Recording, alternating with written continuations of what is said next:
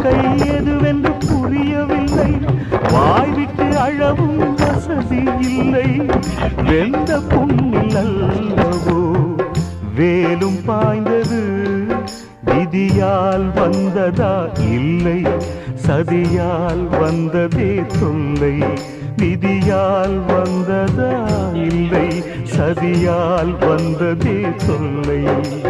வானத்தை பார்த்தேன், பூமியை பார்த்தேன், மனுஷனை இன்னும் பார்க்கலையே. நான் பிறந்தது அழுதிடத்தானா, ஏ விதியே சரிதானா?